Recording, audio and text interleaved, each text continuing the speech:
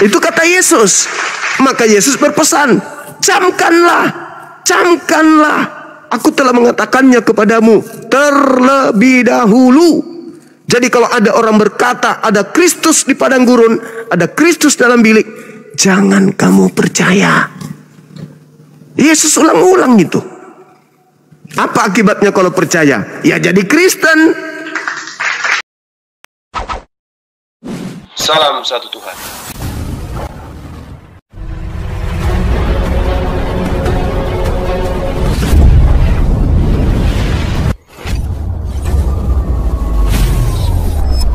Ya, pengantar ini singkat para sahabat. Dukung semua ya sahabat-sahabat kita channel Bensa News Muslim. Di like, di subscribe, di share sebanyak mungkin untuk supaya mencegah sahabat-sahabat kita di luar sana tidak terpengaruh terhadap pemurtadan. Semoga Allah memberikan selalu sikap istiqamah. Salam satu Tuhan, Allahu Akbar. Sebab ada tertulis, terkutuklah dia yang mati di atas tiang salib. Kenapa kutuk? Karena jelas.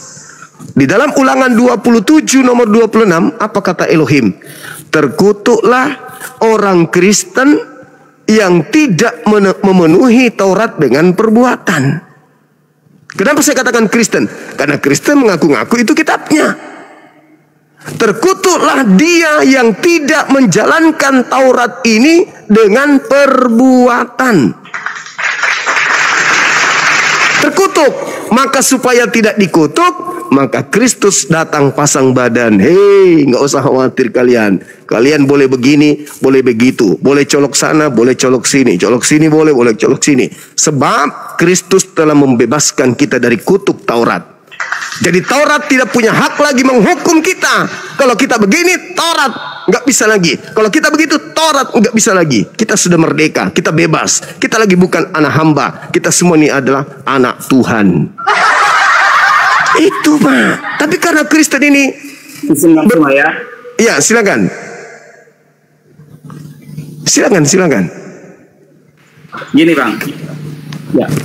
Dalam Galati 3 ayat yang ke-24, dengan hal yang demikian syarat Taurat itu sudah menjadi suatu pelatih. Ini pernyataan Paulus loh. Setelah pernyataannya di dalam lanjut. 21 yang Bang Suma baca tadi. Ternyata penjelasan selanjutnya di dalam Galati 3 ayat ke-24, dengan hal yang demikian syarat Taurat itu sudah menjadi suatu pelatih. Jadi artinya di situ bahwa syarat Taurat itu tidak sepenuhnya dihapuskan karena ada yang namanya hukum seremonial dan hukum keimamatan, atau dikatakan ada hukum sipil dan lain sebagainya. Demikian juga pernyataan Bang Suma yang menyatakan bahwa murid Yesus tidak terlalu percaya. Gini Bang, kalau pernyataan Bang Suma menyatakan bahwa murid Yesus tidak terlalu percaya, itu mungkin dapat dikatakan satu kesalahan. Kenapa? Saya ambil contoh satu orang saja, itulah Rasul Petrus Bang. Rasul Petrus itu pada awalnya, waktu Tuhan mau disalib, dia diperhadapkan dengan sida-sida saja dia takut. Dengan orang-orang yang datang bertanya, bukankah engkau pengikut Kristus? Saya dikatakan, tidak, saya tidak kenal dia. Tetapi setelah pernyataan Yesus, melihat kekuasaan Yesus, di dalam Kisah Segala Rasul jelas Bang, bagaimana dia berani mati. Bukan hanya di hadapan sida-sida saja, di hadapan imam besar pun dia berani mati. Bahkan kalau sejarahnya kita melihat tentang rasul-rasul yang ada, hampir semuanya mati demi Injil Bang. Jadi pada saat Abang mengatakan mereka tidak terlalu percaya, maka saya pikir itu adalah pernyataan yang salah. Kenapa? Karena bukti kitab kami, bukti sejarah di luar kitab sudah menuliskan betapa gigih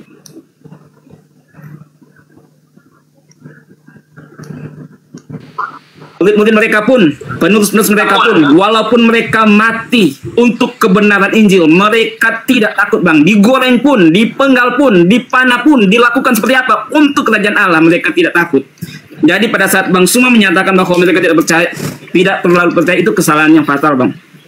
Dan pernyataan tentang hal hukum Taurat sudah jelas dalam Galati 3 ayat ke-24. Bahwa Taurat itu masih pelatih. Bahkan di dalam ayat yang lain dikatakan menjadi bayang-bayang sesuatu yang akan datang, tetapi wujudnya itulah Kristus. Jadi dinyatakan hukum Taurat itu hilang. Maka hilang itu bicara tentang hal dikatakan hukum-hukum yang berhubungan dengan hal makan, minum dan lain sebagainya. Ada penjelasan-penjelasannya di dalam ayat-ayat yang lain. Ada tentang hari raya, hari Sabat dan lain sebagainya. Itu ada penjelasan di ayat-ayat yang lain. Makasih Bang Sumar. Ya. Oke, kata Yesus ya, bahwa Kristus palsu itu akan berusaha kuat untuk menyesatkan orang-orang pilihan. Orang-orang pilihan itu adalah murid-murid Yesus. Yohanes 6 nomor 70. Bukankah aku yang memilih engkau yang 12? Berarti yang dimaksud yang akan disesatkan adalah murid-murid Yesus yang 12.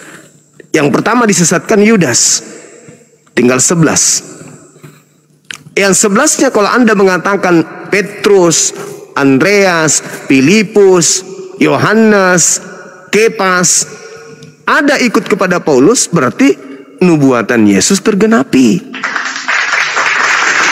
Jangan Anda bangga di situ. Kalau mereka ikut Paulus, tergenapi sudah. Karena Yesus sendiri yang mengatakan.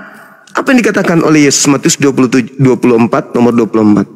Sebab Kristus palsu dan nabi-nabi palsu akan datang melakukan banyak mujizat, sekiranya mungkin akan menyesatkan orang-orang pilihan, murid-murid pilihan juga. Jadi jangan Anda bangga. Oh, Paulus sama dengan Petrus, naik sepeda bersama dengan Yohanes, kompak mereka. Enggak urus. Orang yang menggunakan akal sehat itu akan nangkap malah nubuatan Yesusnya, penyesat ketika datang ngaku Kristus itu akan juga orang-orang pilihan pun akan habis dimakan sama penyesat tersebut. Jadi kalau Anda menemukan hal itu, satu, nubuatan Yesus tergenapi. Oleh karena itulah saya kalau jadi Anda, saya harus memvalidasi dulu nih kerasulan Paulus. Harus ada validasi dari Yesusnya, karena dia mengaku sebagai utusan Yesus. Paulus, siapa engkau menurut engkau? Dia akan jelaskan, aku adalah Rasul Kristus. Yesus, siapa Paulus menurut engkau? Apa kata Yesus? Halo? Yesus Kristus itu tidak mengenal Paulus. Yang menjual, sabar, yang menjual cerita-cerita Paulus Kristus itu Paulus sendiri. Paulusnya sedang memproklamirkan, mempromosikan Kristus yang datang kepadanya di padang gurun. Yang justru Kristus aslinya melarang untuk percaya kepada Kristus yang datang di padang gurun. Paulus didatangi Kristus adalah pada saat dia di padang gurun.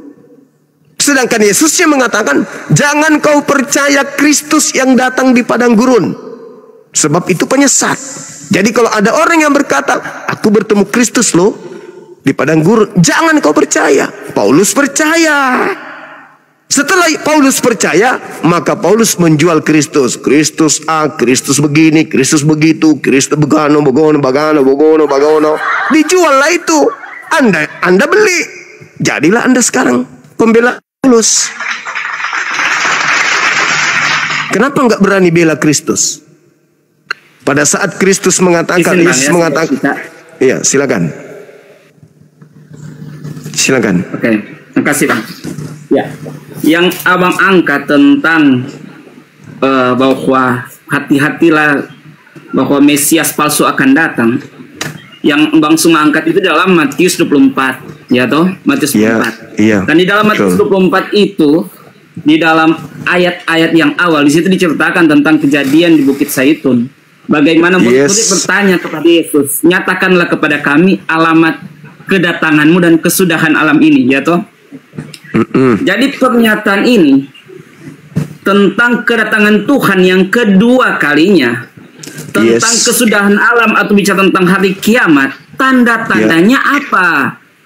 Nah, itu kan yang ditanya oleh murid-murid, tanda-tandanya apa? Dan itu dikatakan oleh Tuhan, tanda-tandanya yaitu yang pertama itulah Kristus palsu. kemudian akan terjadi peperangan, kelaparan, ya toh, dan lain sebagainya. Jadi tentang Kristus palsu itu akan terjadi pada akhir zaman, Bang, sebelum kedatangan Tuhan yang kedua kalinya, sebelum akhir zaman. Bukan berlaku pada zaman murid-murid Tuhan, karena murid-murid Tuhan sudah diajar oleh Tuhan langsung. Mereka tidak akan tersesat. Karena apa? Tuhan langsung yang mengajar kehidupan mereka.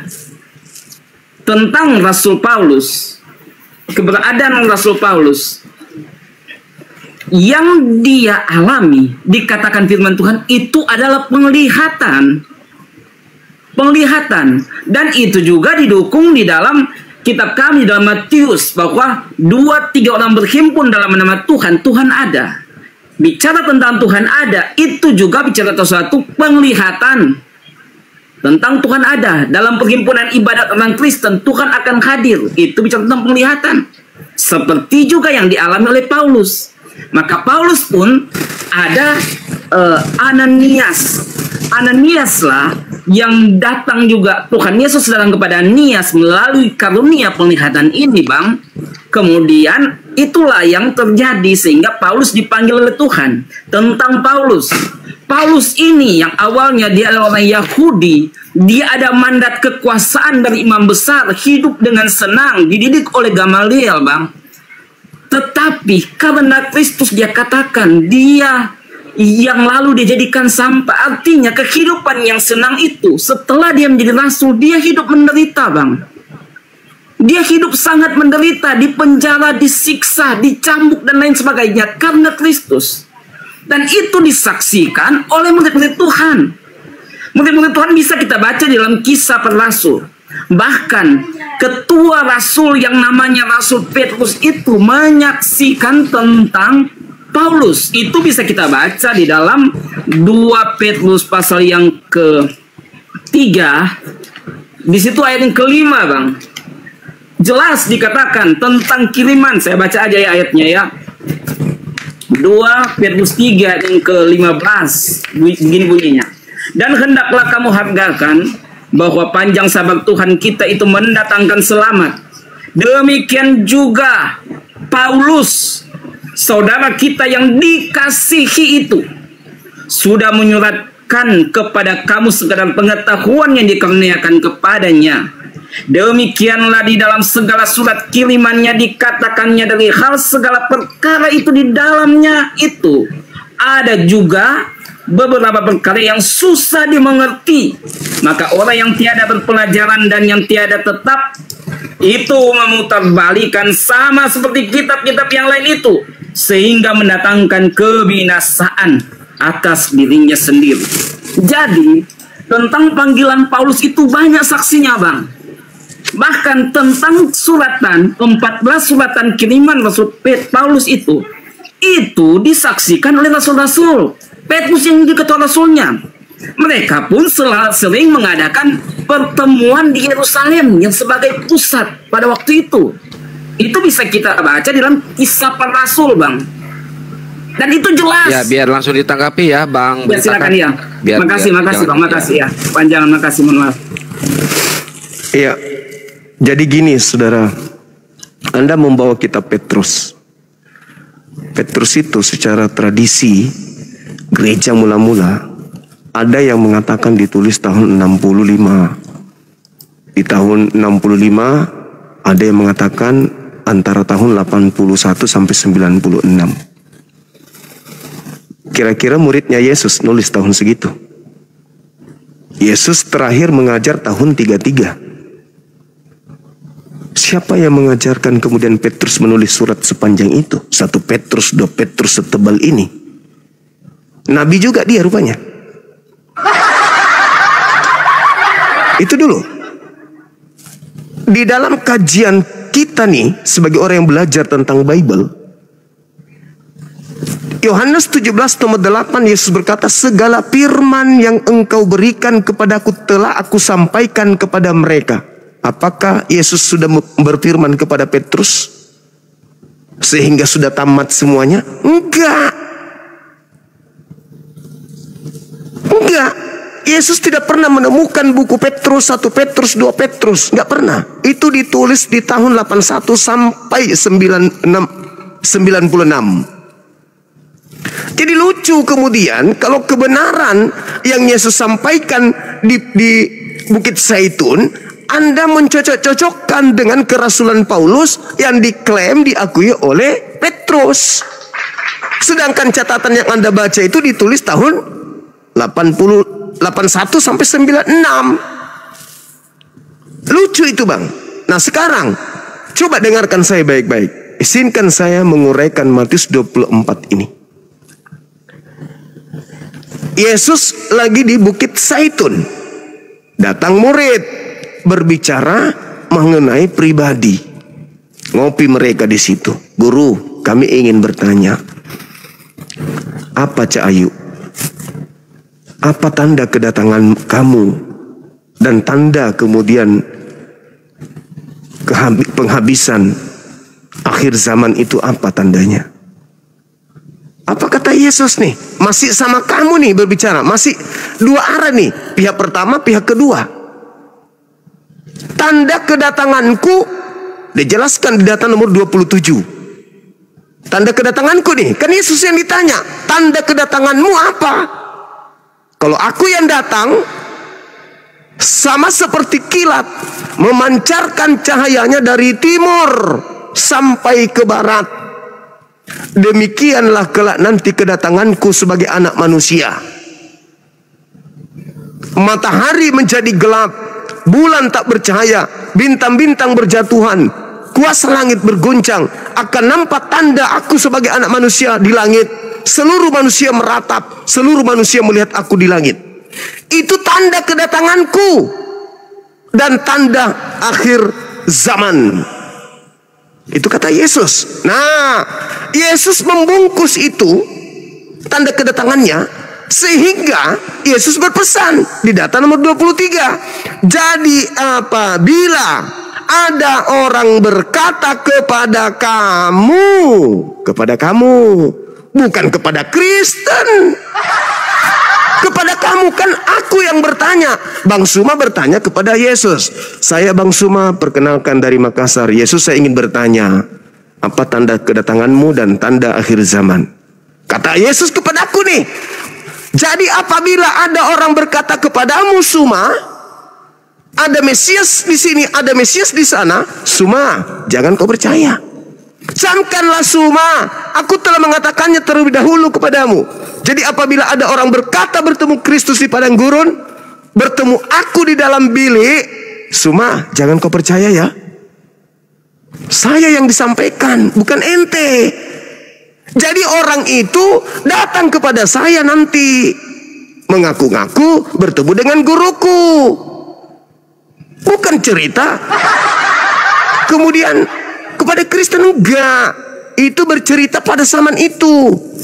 Sehingga Yesus dan kepada muridnya, saya sebagai murid mendapatkan dua pesan. Pesan yang pertama, kalau guruku yang datang, maka kiamat. Kenapa kiamat? Karena matahari menjadi gelap, bulan tak bercahaya, bintang-bintang berjatuhan, coy. Kuasa langit berguncang. Bagaimana enggak kiamat? Itu kalau guruku yang datang. Semoga aku tidak bertemu dengan keadaan itu.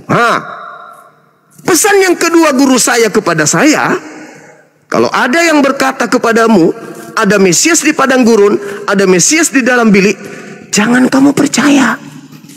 Karena itu bukan saya. Kalau saya yang datang, ya itu tadi. Aku nampak di tengah langit, seluruh manusia akan melihat aku. Matahari menjadi gelap, bulan tak bercahaya, bintang-bintang berjatuhan. Itu aku. Selain aku, ada juga yang datang, tapi bukan aku. Kalau dia yang datang, tanda itu tidak ada. Tapi ngaku Yesus, ngaku aku. Jangan kau percaya. Sebab kalau aku yang datang, itu tadi, tamat dunia. Sama yang diterangkan dalam Al-Quran surah As-Zukhruf ayat 61. Kedatangan Nabi Isa adalah pertanda hari kiamat. Nah itu, bagaimana tidak kiamat coy? Bintang berjatuhan, matahari turun saklarnya, bulan juga kemudian tidak bersinar. Kiamat. Itu kalau aku yang datang. Tapi kalau bukan aku yang datang, jangan kamu percaya. Oke, setelah diberi pesan, berjalan waktu. Singkat waktu, Yesus terangkat ke langit. Tahun 50, mulai Paulus menulis cerita-ceritanya. Muridnya Lukas di dalam Kisah Para Rasul 9 mulai terukir cerita itu. Paulus berjalan menuju ke Damsyik, lalu bertemu dengan suara dan melihat cahaya. Katanya, "Akulah Yesus yang kau aniaya." Nah, saya dengar nih sebagai murid. Bro, Bang Suba sini. Kenapa? Ada orang dari Damsyik namanya Paulus. Apa katanya? Kan guru kita sudah tidak ada. Iya, tapi dia katanya nggak ketemu guru kita loh. Masa?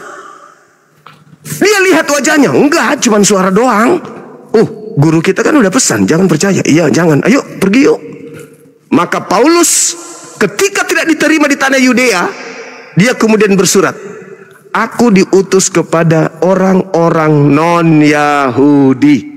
Maka pemberitaannya bertemu dengan Kristus di padang gurun tidak diberitakan kepada Yahudi, karena Yahudi tidak mungkin percaya. Yesus yang datang di tengah-tengah mereka saja membangkitkan orang mati saja tidak diterima, apalagi kalau cuma modal mulut. Aku bertemu dengan Kristus berupa cahaya, diludahin sama Yahudi Paulus ini. Kalau dia beritakan kepada Yahudi, makanya dia banting setir, dia ke Roma.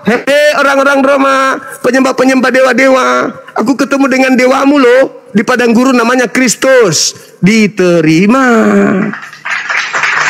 Tapi kalau dia pergi ke Yahudi, ditunjang sama murid Yesus, tak percaya karena gurunya sudah memberikan pesan. Nah, kenapa orang Yahudi tidak menjadi pelopor utama dari ring utama pengajaran Paulus? Kenapa? Karena orang Yahudi jangankan cahaya yang Yesus katakan berupa iblis turun dari langit. Lukas 10:18 kata Yesus, "Aku melihat iblis turun dari langit ke bumi berupa cahaya." Yang datang kepada Paulus berupa cahaya. Sedangkan Yesus yang nyata membuktikan mukjizat di tengah Yahudi saja Yahudi tidak percaya. Apalagi cuma datang mengatakan, "Aku mendengarkan suara, lalu aku kemudian baring di tanah, lalu kemudian aku jadi buta." Mana ada orang Yahudi percaya kayak gitu-gitu? Nggak mungkin. Makanya Paulus ngajar ke Roma, mengajar kepada orang-orang non-Yahudi. Diterima ajarannya, jadilah Katolik. Katolik penguasa kala itu.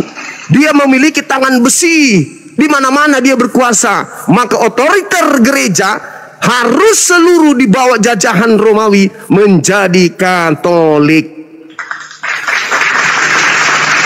Kalian tidak suka dengan kebijakan gereja Katolik, membuatlah sekte baru, Protestan. Datanglah Belanda dengan Portugis ke Nusantara ini. Lahirnya agama Kristen dan Katolik di Indonesia. Bukan ajaran Yesus. Begitu saudaraku. Jadi kalau hari ini Anda harus memperjuangkan Paulus. Tapi ingat, Yesusnya mengatakan kepada Bani Israel yang duduk di Bukit Zaitun, "Jangan kamu percaya." Mereka nggak percaya. Kalian percaya, selamat disesatkan. Demikian. Silakan Pak Pendeta Ruben. Pak beritakan ditahan biar Pak Pendeta dulu ya. Pak Pendeta Ruben ya. Gantian. Begini, ya makasih ya Bang Hos ya. Begini Bang Suma. Jadi perjalanan Paulus ke Damsyik ini ada pesan lebih dahulu kepada Ananias lewat penglihatan kepada Ananias bahwa Paulus akan ke Damsyik. Ya, ini di ayat 10 jelas dikatakan di Damsyik ada seorang murid Tuhan bernama Ananias. Firman Tuhan kepadanya dalam suatu penglihatan. Ananias jawabnya, "Ya aku Tuhan." Firman Tuhan kepadanya, "Marilah kita pergi ke jalan bernama Jalan Lurus. Carilah rumah Yudas seorang dari Tarsus yang bernama Saulus. Ia sekarang berdoa karena dia mendapat cahaya itu di padang gurun itu." Ya. Dan apa yang terjadi setelah itu? dia mengalami buta. Ya, mengalami buta. Dan dia berkumpul bersama dengan murid-murid yang lain. Jadi Bang Suma, pernyataan Bang Suma mengatakan bahwa dia penyesat salah. Paulus ini beritakan tentang Yesus anak Allah. Di ayat 20 itu dikatakan jelas, ketika itu juga ia memberitakan Yesus di rumah-rumah ibadah, mengatakan bahwa Yesus adalah anak Allah. Paulus sedang memberitakan Injil tentang kerajaan Allah, bahwa Yesus anak Allah. Tapi pandangan orang tidak bisa dirubah. Ayat 21, semua orang mendengar hal itu heran, berkata, bukankah dia yang di Yerusalem yang mau membinasakan barang siapa yang memanggil nama Yesus? Dan bukankah ia datang ke sini dengan maksud untuk menangkap dan membawa mereka di hadapan imam-imam kepala? Jadi pandangan orang lain itu seperti itu kepada Paulus, tetapi dia sudah diubahkan. Siapa dia? Galatia 5 ayat 19. Dia orang yang kasar, dia orang pembunuh, dia orang yang sudah suka yang hal-hal yang menurut keinginan dagingnya. Dia suka hal, tapi diubahkan Tuhan, penuh kasih, lemah lembut, penuh belas kasihan, penguasaan diri. Tuhan ubahkan dia. Jadi semua orang yang bertemu dengan Tuhan pasti diubahkan Tuhan. Jadi itu. Jadi kalau Bang Suma katakan dia mengajarkan yang salah, itu salah, ya. Dia mengajarkan bagaimana Yesus anak Allah, beritakan tentang kerajaan Allah. Itu yang benar. Begitu Bang Suma. Nanti ditambahkan. Terima kasih. Oke, baik, saya tanggapi dulu Bang. Ananias ini oleh Hippolytus dari Roma itu kemudian mengelompokkan Ananias masuk ke dalam murid 80. Sayangnya itu hanya klaim, dikarenakan tiba-tiba muncul namanya di surat Lukas. Kan Yesus mengatakan begini Pak Pendeta, nabi-nabi palsu. Dia tidak mengatakan nabi palsu. Kalau dia hanya mengatakan nabi palsu, berarti cuma satu. Itu satu. Yang kedua, penyesat itu Yesus tidak mengatakan dia, tapi Yesus mengatakan mereka.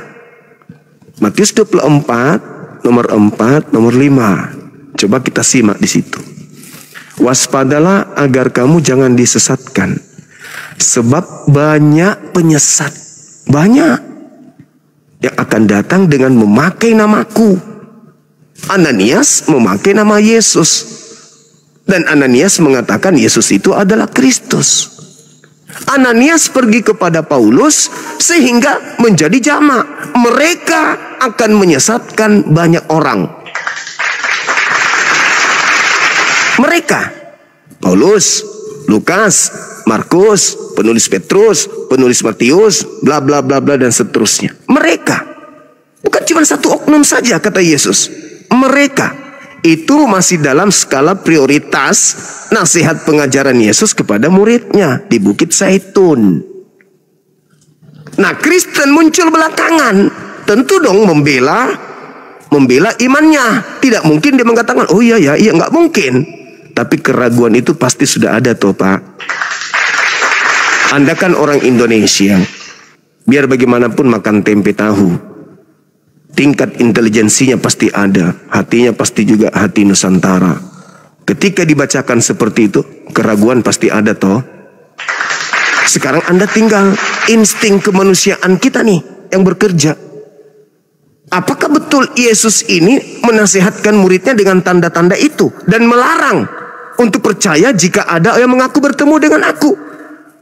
Adalah satu kebodohan dan kelalaian. Kalau Bapak masih percaya kepada Ananias, kalau Bapak masih percaya kepada Paulus, sedangkan Yesus sendiri mengatakan jangan percaya, kan lucu itu.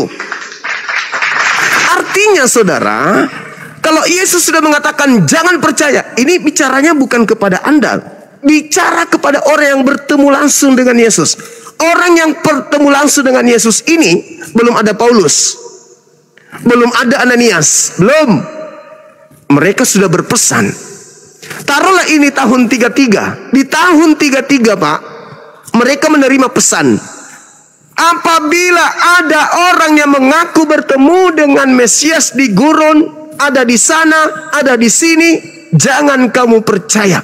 Itu di tahun 33. Lukas menulis surat itu di tahun 60, Pak.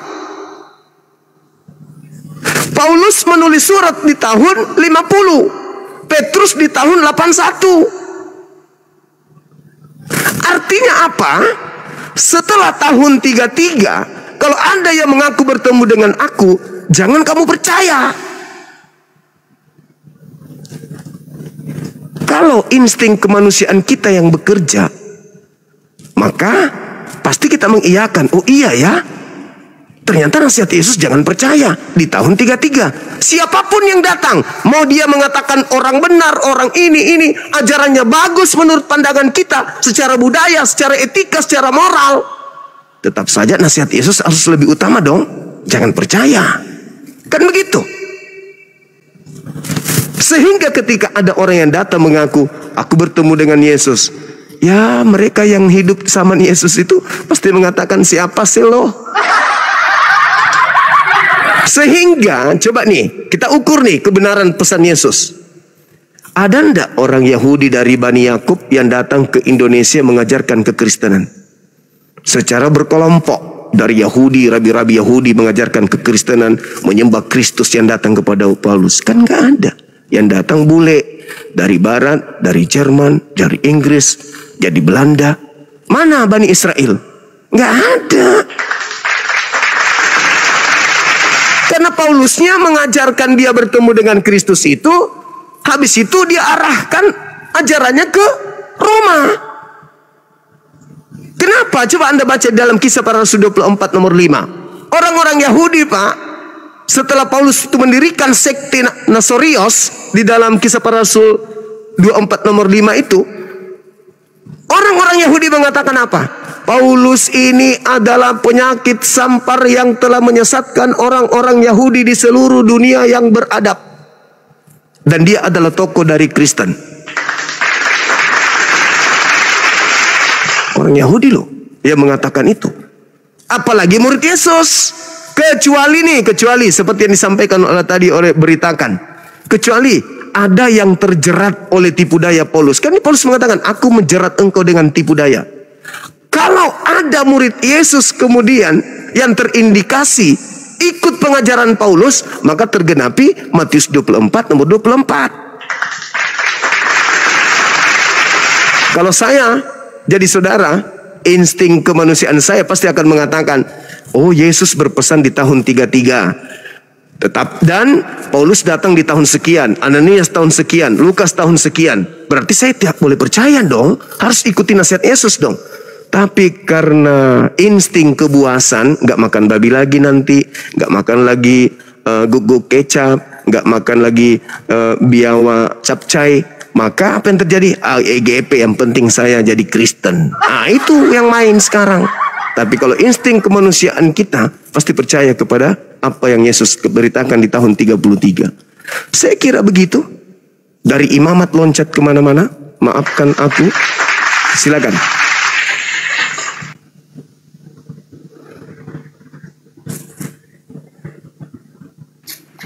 Ya. Silakan, mau Pak Pendeta Yunus atau Pak beritakan.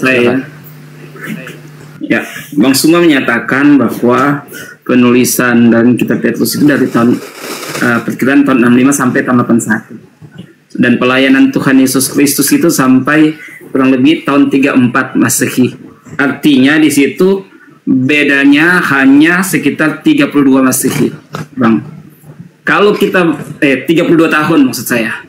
Kalau kita menghitung, kalau hanya beda 32 tahun, saya ambil contoh kita saat ini. Perbedaan kemerdekaan kita 80 tahun lah kasih. Tetap masih ada, kita masih tahu tentang sejarah ceritanya. Apatah lagi tentang cerita Tuhan Yesus Kristus ini yang jaraknya hanya 32 tahun. Pak beritakan dipersingkat ya Pak Pendeta, 2 menit sama Pendeta Yunus ya, biar enak ininya ya. Ya, boleh pakai timer, silakan. Jadi artinya waktunya berdekatan sekali Bang Suma.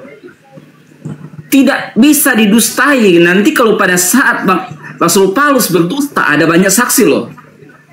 Pasti dikatakan tidak sesuai kamu Rasul Paulus. Kenapa? Waktunya sangat dekat dengan ketika Tuhan Yesus melayani. Tidak sampai 1 abad loh Bang. Demikian juga pernyataan Bang Suma.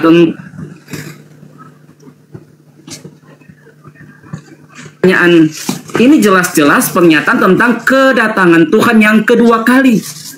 Kedatangan Tuhan yang kedua kali. Bang Suma katakan sesuai dengan jika boleh ayat yang ke-30 itu bicara tentang kedatangan Tuhan kedua kali. Setelah itu kelihatan tanda anak manusia di langit.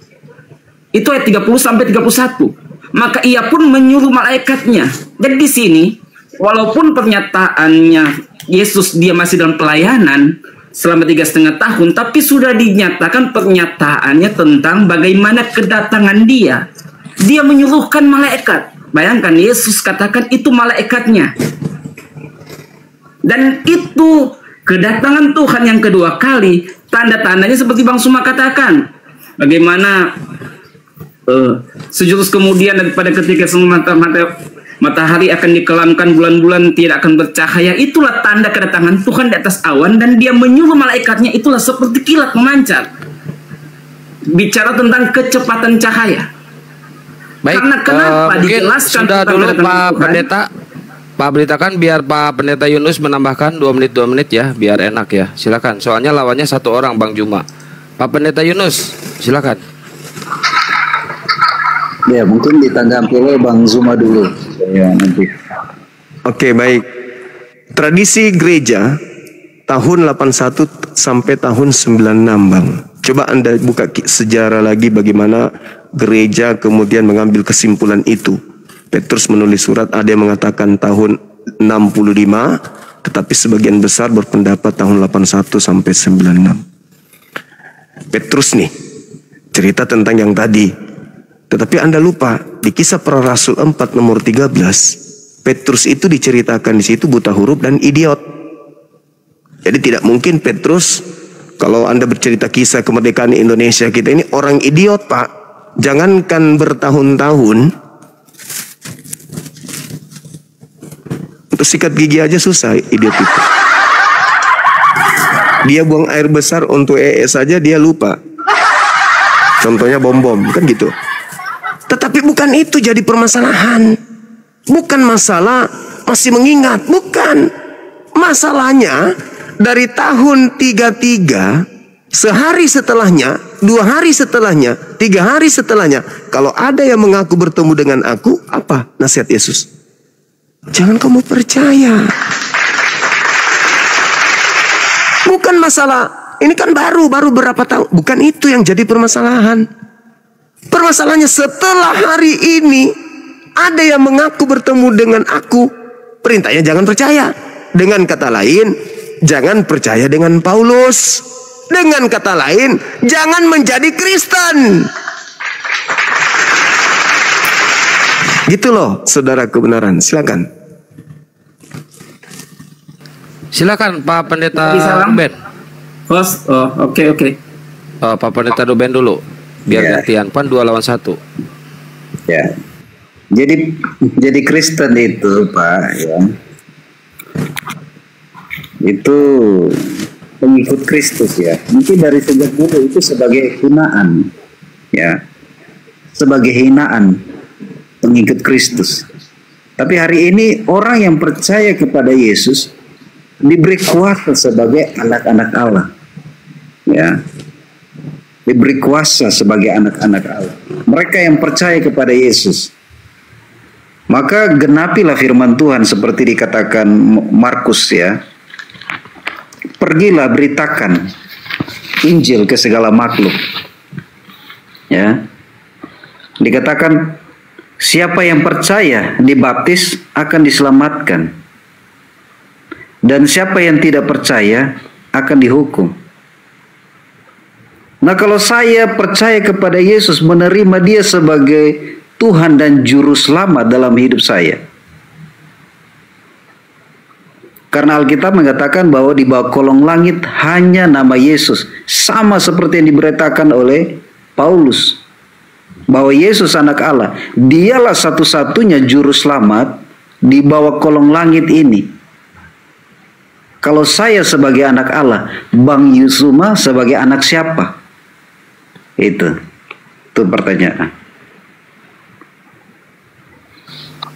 Baik, mungkin ditanggapi, kalau Pak Pendeta Ruben anak Allah, Bang Juma anak siapa? Itu pertanyaannya. Oke. Apa Dal Gurunda? Saya ngambil dulu yang pertama. Kristen adalah pengikut Kristus. Betul itu, betul. Saya akui itu, Kristen itu pengikut Kristus. Tapi Kristus yang mana dulu? Kristus yang mana yang Anda ikuti? Itu memang Kristen. Ingat ya, kalau kita lihat di dalam Galatia 11:26. Murid Paulus, pengikut Paulus yang pertama kali di Antioquia yang disebut Kristen. Berarti kalian Kristus ini pengikut Kristus yang datang kepada Paulus yang ada di padang gurun. Kan gitu, yang pertama. Kemudian Markus 15, pergilah, jadikanlah. Ini kalau saya jadi Kristen malu, Pak, bawa data itu. Kenapa malu? Karena tanda-tanda ini akan menyertai orang yang percaya. Tanda-tanda itu tidak ada sama Kristen. Berarti kalian ini tidak percaya. Minum racun. Kecuali setiap hari, setiap live begini, Pak Pendeta minum racun, baygon. Wah, ini orang percaya bener ini. Tapi kan tidak. Artinya itu cuma simbol dan itu hanya aksesoris untuk menipu lawan. Kalau ambil dari Markus 15. Kalau ngambil dari Matius 28 akan semakin kelihatan, Pak. Pergilah, jadikanlah seluruh bangsa menjadi pengikutku. Baptislah mereka dalam nama Bapa, Anak, dan Roh Kudus. Ingat nomor 20-nya, ini yang menyiksa kalian. Ajarlah mereka melakukan apa, segala sesuatu yang aku perintahkan kepadamu. Ini yang menyiksa kalian. Aku akan menyertai kalian sampai ke akhir zaman. Iblis itu memang sampai kiamat menyertai kita. Permasalahannya adalah ketika oknum tersebut yang keluar dari kubur, ajarlah mereka, perintahkanlah mereka melakukan segala apa yang kuperintahkan kepadamu. Yesus anak Maria pernah nggak memerintahkan menjadi Kristen? Yesus anak Maria pernah nggak memerintahkan kemudian untuk ke gereja ibadah minggu? Yesus anak Maria pernah nggak memerintahkan kemudian untuk jangan bersunat? Yesus anak Maria pernah nggak untuk mengajarkan meninggalkan Taurat? Tidak pernah. Berarti aku yang keluar dari kubur berkata yang kuperintahkan kepadamu itu bukan anak Maria. Kalau Anda mengatakan itu anak Maria, tunjukkan mana perintahnya kemudian untuk ibadah minggu. Ada? Tidak ada. Berarti yang keluar dari kubur itu bukan Kristus, anak Maria, tapi Kristus yang wajib hukumnya untuk jangan dipercaya. Makanya jangan percaya. Saudara-saudara percaya. Sedangkan yang keluar dari kubur itu, sedikit lagi 30 detik, yang keluar dari kubur itu tolak ukurnya adalah khotbah Petrus di dalam Kisah Para Rasul 2 nomor 36. Yesus yang kau salibkan itu telah dijadikan menjadi Tuhan dan Kristus. Bagi siapa? Bagi kalian angkatan jahat. Sedangkan anak Maria di dalam Lukas 2 nomor 11, pada hari ini telah lahir bagimu juru selamat, Kristus, orang yang diurapi Tuhan di kota Daud. Berarti sejak Yesus keluar brojol dari ibunya sudah Kristus. Sedangkan yang keluar dari kubur baru dijadikan Kristus pada saat itu. Berarti dua Kristus yang berbeda. Dan ajarlah mereka, perintahkan mereka untuk melakukan segala yang kuperintahkan kepadamu. Ada perintah Yesus ibadah minggu? Enggak ada. Tapi yang memerintahkan kepada kalian untuk ibadah minggu siapa? Roh-roh yang ada di dalam diri kalian. Itulah yang kalian sebut Roh Kudus. Padahal di dalam kitab saudara 1 Yohanes 4 nomor 1, ujilah setiap roh. Sebab nabi-nabi palsu. Berarti tidak setiap roh itu adalah benar. Meskipun Anda katakan roh kebenaran, tapi kalau ajarannya tidak benar, ya tetap aja salah. Saya kira begitu saudaraku, bahwasanya pertanyaan saya sederhana, adakah Yesus mengajarkan untuk ibadah di gereja hari Minggu? Itu aja dulu. Silakan. Baik, silakan Pak beritakan. Ya, Pak beritakan. Iya Bang, saya mau tentang pernyataan di dalam Matius 24 dulu, karena itu kan yang dibahas tadi, yang awal waktu saya menyambung. Jadi itu pertanyaan murid-murid kepada Tuhan tentang kedatangan Tuhan yang kedua kali. Itu kan saya nggak selesai, kemudian dihentikan. Jadi pada saat Tuhan Yesus duduk di atas bukit Zaitun, murid-murid bertanya, maka jawab Yesus kepada mereka itu, nyatakanlah kiranya kepada kami, masa manakah perkara itu berlaku kelak, dan apakah alamat kedatangan dan kesudahan alam ini. Jadi ada 3 hal tentang hal kedatangan Tuhan, dan tentang alamat kedatangan Tuhan dan kesudahan alam ini. Dan itu langsung dijawab oleh Tuhan. Kita bisa baca sampai ayat yang ke 51. Dan ayat ke-30 di situ dikatakan tentang setelah itu kelak kelihatan tanda anak manusia di langit. Artinya itu bicara tentang kedatangan Tuhan untuk menjemput gereja Tuhan. Ayat 30, maka ia pun akan menyuruhkan malaikatnya. Jadi Yesus itu pada saat kedatangannya kedua kali, dia hanya sampai di atas awan dan dia suruhkan malaikat. Dikatakan malaikatnya Yesus. Artinya pernyataan Yesus ini, dia mengatakan malaikat itu ada miliknya. Betapa sangat berkuasanya Yesus kalau kita melihat mengangkat Matius 24 ini. Kenapa? Maka ia pun akan menyuruhkan malaikatnya. Yesus ini yang bilang, dia menyuruhkan malaikatnya. Jadi tentang tanda-tanda kedatangannya kedua kali, itu pertanyaan dari murid-muridnya, dan Tuhan sampai dengan sejelas-jelasnya, sampai tentang cara dia akan mengangkat gereja Tuhan, sampai bagaimana posisinya dia ada di mana. Jadi itu bicara tentang akhir zaman, bukan tentang waktu Paulus. Kalau Paulus, sekali lagi, itu bicara tentang karunia penglihatan. Dan yang mendapat karunia penglihatan itu bukan hanya Rasul Paulus. Kalau kita melihat di dalam Kisah Para Rasul, maka itu sangat jelas ada beberapa juga anak-anak Tuhan, hamba-hamba Tuhan yang mendapat karunia penglihatan, seperti Rasul Paulus alami. Banyak contoh-contoh, kalau kita bisa buka itu dalam Kisah Para Rasul. Sudah? Ya, tapadol guru ndak. Oke. Saudara, andai saja yang datang kepada Paulus itu adalah Yesus, maka akhir zamannya itu abad pertama. Kita sudah nggak ada sekarang ini. Andai saja yang datang di padang gurun menemui Paulus itu adalah Yesus, kiamat sudah di abad pertama, di tahun 50. Itu sudah kiamat itu. Karena Yesus sudah mengatakan, kalau aku yang datang, tanda-tanda ini yang terjadi kalau aku yang datang.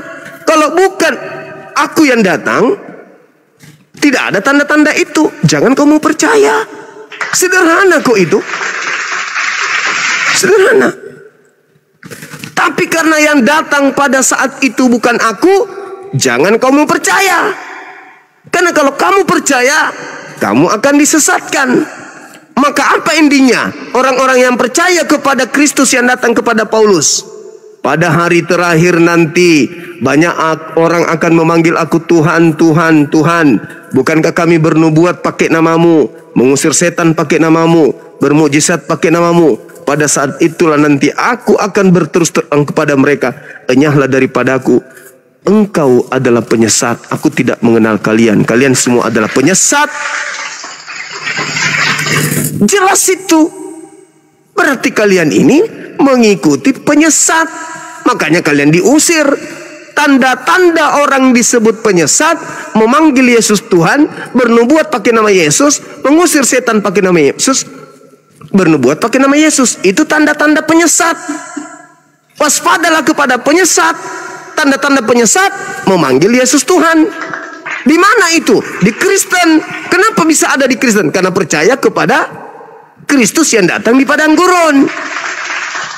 Saya ingin tanya kepada saudara, beritakan, andai saja yang datang kepada Paulus itu Yesus asli, kapan dunia itu kiamat?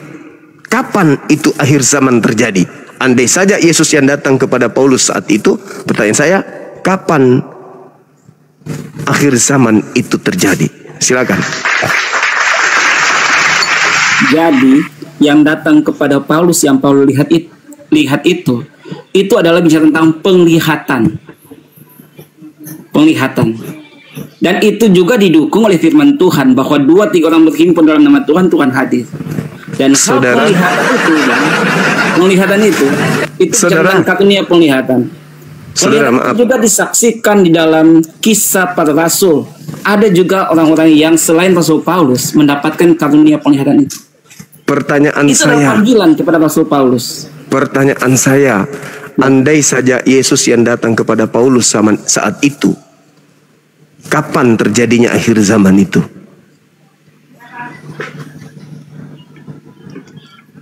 Andai yang datang kepada Paulus itu adalah Yesus, itu kapan akhir zaman? Pasti itulah akhir zaman, Bang. Ah, bagus, pintar. Tapi saya katakan ini kan penglihatan. Kenapa Bang, tidak terjadi akhir zaman pada zaman itu, padahal Yesus datang kepadanya? Karena yang datang kepada Paulus, iya betul, penglihatan. Engkau akan melihat tanda. Malaikat di dalam Kisah Para Rasul 1 nomor 11, apa kata malaikat? Yesus yang kamu lihat terangkat ke surga akan datang ke bumi ini sama seperti engkau melihat dia terangkat ke surga. Kata malaikat. Kata Yesus, aku ketika datang akan nampak di tengah langit sebagai manusia. Yang datang kepada Paulus berupa cahaya. Yang datang berupa cahaya itu iblis.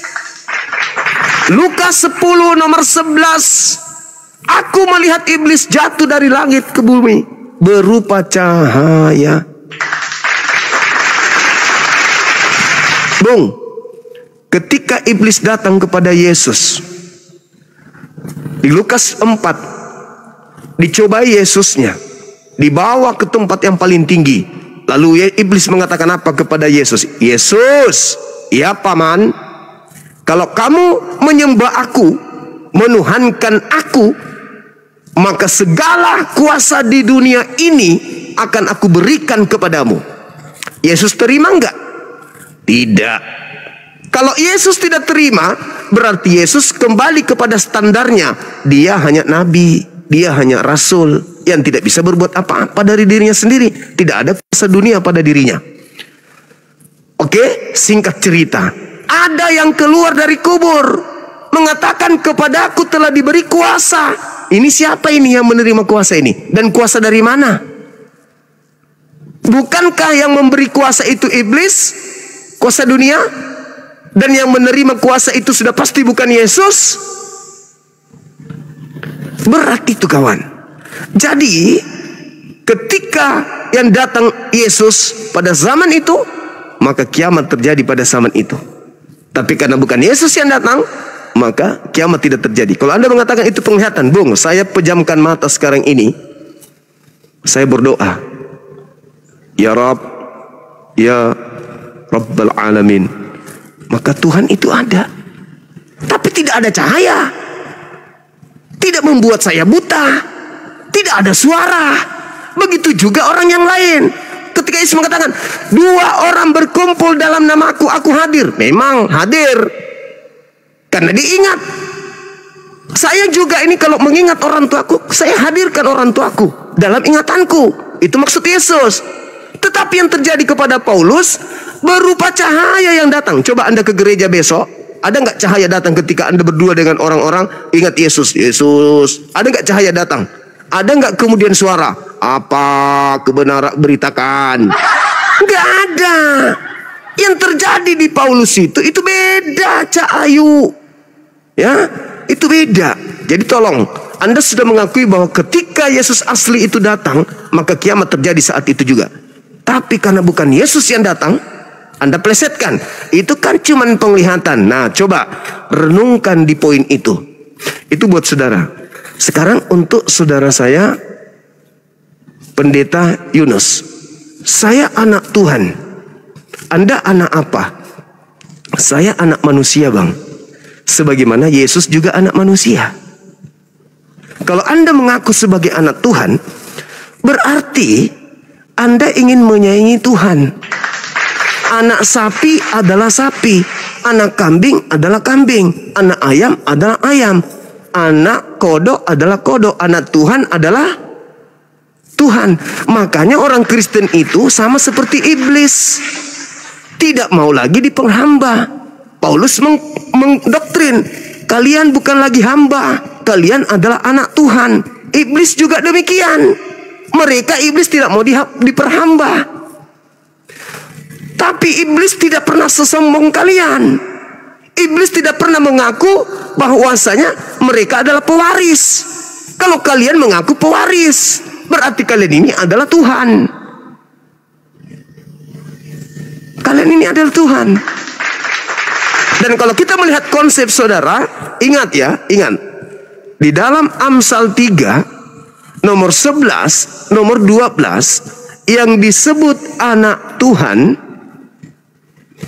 adalah mereka yang tekun dengan setia mendengarkan, menjalankan segala tuntunan, perintah, aturan Tuhan tanpa pandang bulu. Ingat Amsal 3, nomor 11, nomor 12. Yang disebut anak Elohim adalah mereka yang tekun mendengarkan didikan Tuhan, seibarat anak yang mendengarkan didikan ayahnya. Sedangkan Kristen, didikan Tuhan yang mana yang Kristen lakukan? Di perintah sunat ditinggalkan, perintah puasa disunat ditinggalkan, perintah satu Tuhan ditinggalkan, perintah sabat ditinggalkan, perintah jangan makan babi ditinggalkan. Jadi mana disebut anak Tuhan kalau begitu, Bang? Anak setan, iya, maaf. Anak setan yang mengaku anak Tuhan, yes. Kenapa? Karena hanya iblis yang menginginkan menghapus segala perintah Tuhan. Adam dikasih perintah, jangan mendekati buah pohon baik jahat. Jangan, iblis datang, dekati aja. Tuhan datang kepada Musa, jangan makan babi, jangan makan ini, jangan minum ini, jangan begini, jangan begini. Iblis datang, itu nggak ada apa-apanya, hilang semua. Yesus Kristus akan sia-sia mati di salib kalau ada kebenaran di dalam hukum Taurat. Kristus telah menebus Kristen dari kutu hukum Taurat. Efesus 2 nomor 15. Dengan matinya Yesus di atas tiang salib, Dia telah membatalkan hukum Taurat beserta segala perintah yang ada di dalamnya. Jadi sudah habis. Tipikal ini, tipikal siapa? Iblis kan? Menghapuskan perintah Tuhan. Maka iblis memerdekakan orang-orang Kristen dari kuk penghambaan. Jadi sekali lagi saudara Pak Yunus, kami bukan anak Tuhan, kami adalah hamba Tuhan. Sama seperti Yesus di Kisah Para Rasul 4 nomor 30, Yesus adalah hamba Tuhan yang suci. Kemudian Yesus dengan mulutnya sendiri mengaku, aku adalah hamba Tuhan. Di mana? Yohanes 4 nomor 22. Aku dan muridku menyembah. Tuh. Aku dan muridku menyembah apa yang kami kenal, kalian menyembah apa yang tidak kalian kenal. Jadi Bang Suma dengan Yesus sama-sama hamba Allah. Sedangkan kalian bukan lagi hamba Allah. Kalian anak-anak Tuhan. Tetapi faktanya nih, Anda bukan hamba Tuhan, tapi faktanya, nih dengarkan, Anda bukan lagi hamba Tuhan, tapi faktanya kalian ibadah. Jadi kalian hamba siapa ini? Menghambakan diri kepada Tuhan tidak mungkin, karena Anda bukan lagi hamba, kalian anak. Tetapi faktanya di hari Minggu kalian beribadah, kalian menghambakan diri, kalian berdoa. Kalian berdoa kepada siapa? Katanya bukan hamba Tuhan, tapi anak Tuhan. Kalian hari Minggu nyanyi-nyanyi. Ngapain? Oh, kami sedang beribadah. Oh, kamu menghambakan diri? Iya. Loh, katanya bukan lagi hamba Tuhan. Berarti kalian menghambakan diri kepada syaitan yang datang kepada Paulus di padang gurun. Ayo, giat lagi belajar lagi Bible itu dengan seksama dengan ini, insya Allah Bible mengantarkan kalian kepada hidayah. Demikian.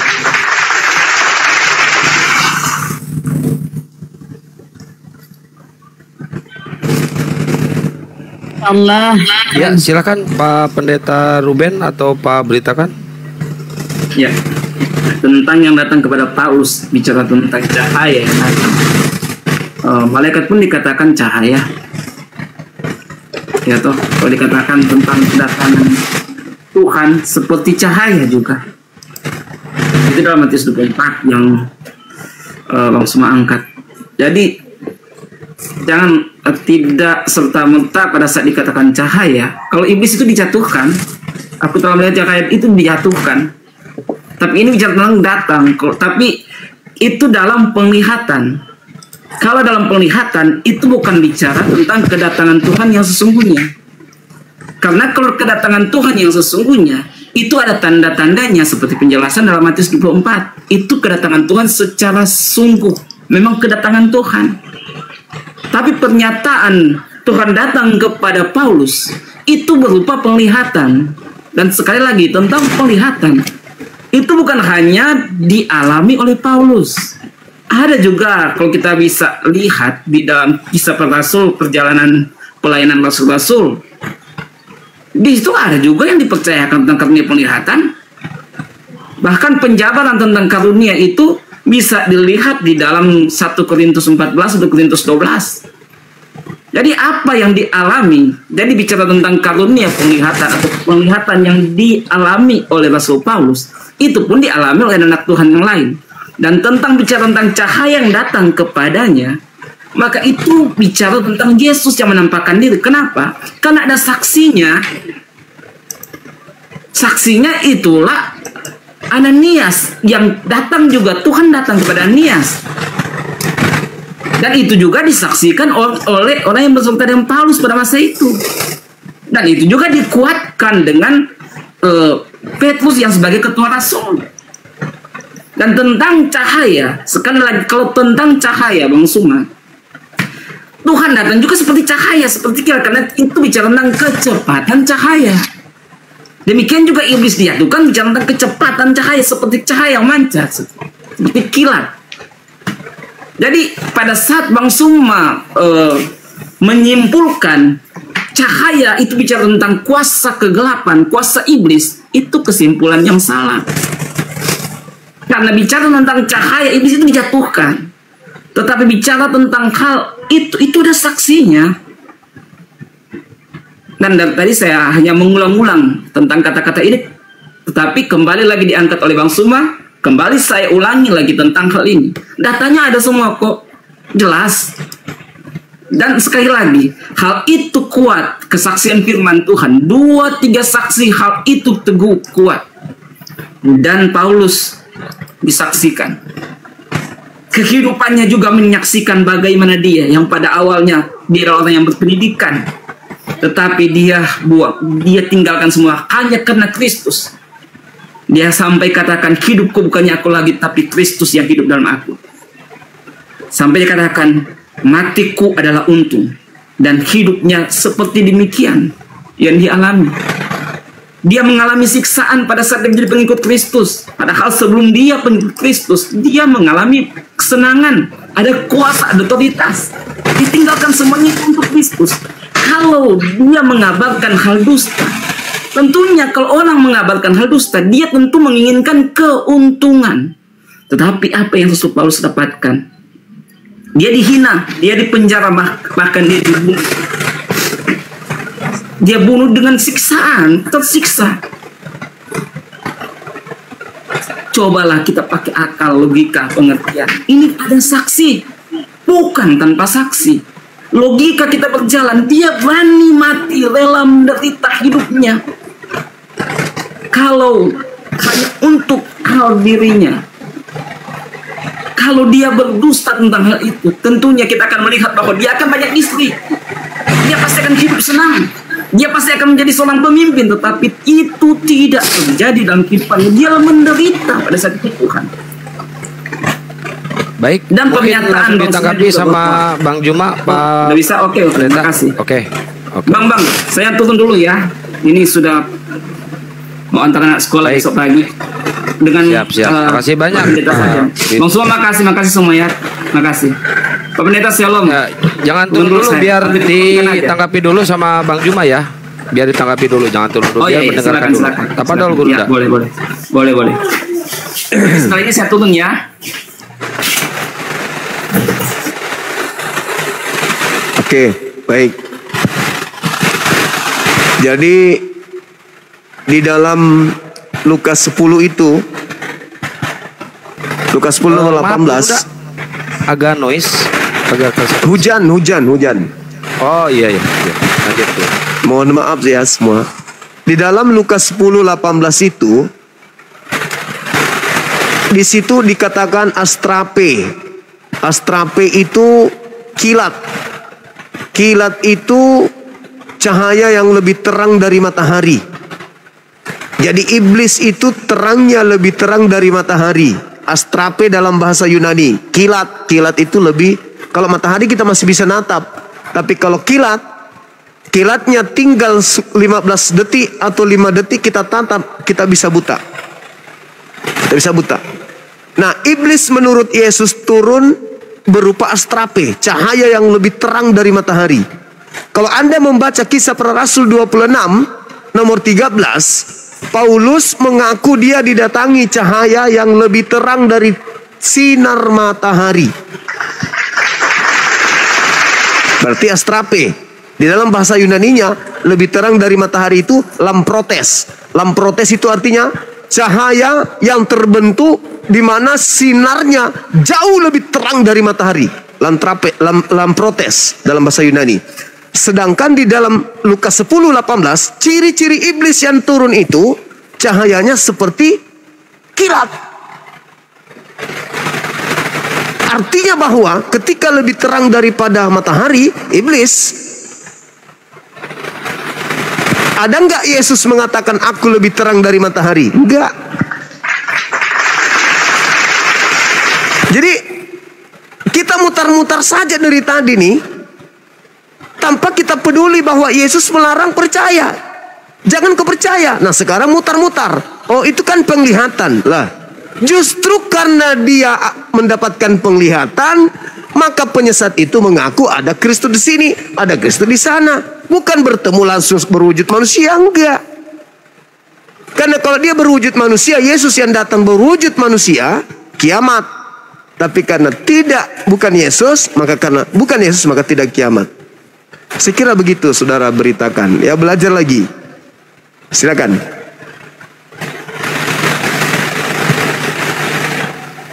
Silakan Pak Pendeta Ruben. Ya, terima kasih ya. Sebenarnya begini ya. Bang Suma ini masih salah dalam kedatangan Tuhan ya, yang kedua kali. Tapi saya ingin terangkan bagaimana Yesus ini adalah terang dunia. Ya. Di dalam Yohanes 8 ayat 12 dikatakan, akulah terang dunia, barang siapa mengikuti aku, ia tidak berjalan dalam kegelapan, melainkan ia mempunyai terang hidup. Nah, Yesus ini terang, ini juga bertemu dengan Paulus, ya. Tapi kedatangan Tuhan yang kedua kali ini, ya, bukan berarti dia sudah datang di Paulus, sudah datang kedua kali. Salah, ini banyak yang sering disalah mengerti oleh teman-teman Muslim. Kedatangan Tuhan yang kedua kali ini harus menjadi catatan penting, ya, bahwa antikris akan berkuasa. Dunia ini akan jadi satu mata uang, ya, dan akan jadi satu perdagangan, satu ekonomi, satu kesehatan, dan tanda itu akan diberikan kepada manusia. Tanda 666 itu akan ditaruh di dahi dan di tangan. Tidak akan bisa belanja, ya. Tanda itu akan diberikan. Dan Yesus tanda dia akan datang kedua kali. Bintang-bintang, matahari, bulan, bintang akan berjatuhan, ya. Dan tanda lagi yang berikut, langit dan bumi ini setelah orang percaya diangkat oleh Tuhan, langit dan bumi akan dibakar menjadi satu. 2 Petrus 3 ayat 9. Akan dibakar, 2 Petrus 3 9 dan 10. Dibakar menjadi satu.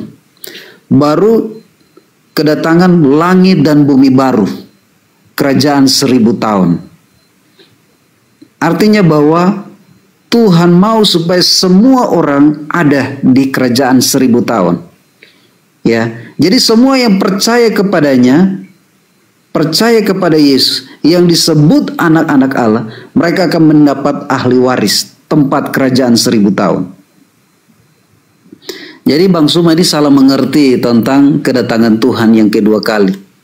Ya, ini pengajaran singkat, tetapi Bang Suma harus tahu bahwa dunia ini akan diubah menjadi satu mata uang, satu perdagangan, satu ekonomi, satu kesehatan, satu keamanan. Dan tanda itu 666 itu akan ditaruh di atas kepala orang, di dahi dan di tangan. Dan yang berkuasa antikris yang berkuasa. Mereka yang tidak mau percaya akan Yesus, itu yang akan berkuasa. Jadi itu dari saya, Bang Suma. Terima kasih ya, diskusi yang baik ya. Itu dari saya. Iya. Justru karena Kristen ini nggak percaya kepada Yesus, makanya menjadi Kristen.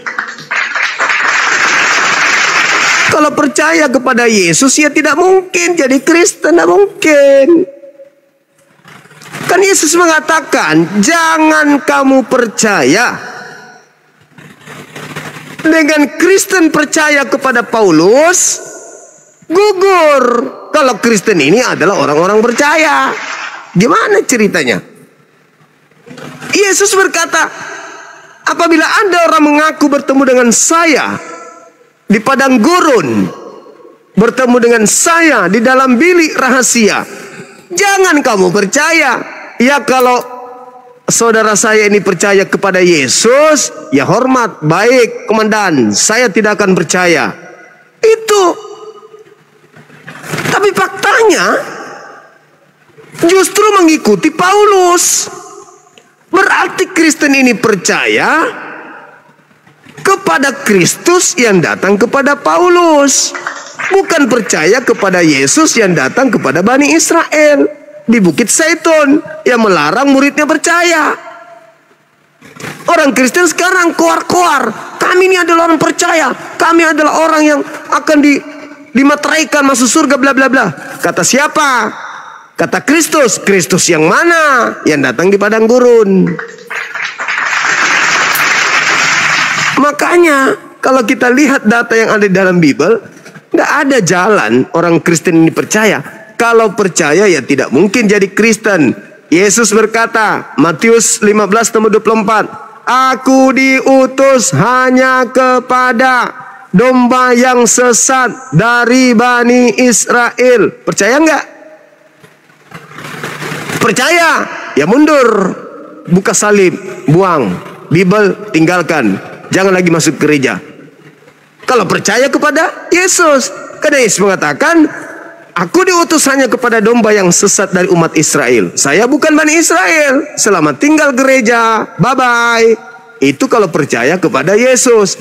Tapi karena tidak percaya kepada Yesus, masuk merensek ke dalam, ngaku-ngaku sebagai pengikut Yesus, tapi ternyata bukan pengikut Yesus, melainkan pengikut Kristus yang datang kepada Paulus. Begitu, saudara. Jadi, ya saya rasa kalau pendeta mau istirahat, silakan. Mungkin sudah mengantuk atau apa, karena dari tadi saya lihat loyo, nggak semangat, mungkin nggak ada kopi atau apa gitu. Ini mana mewakili kelompok Islam yang mana? Mewakili kelompok Islam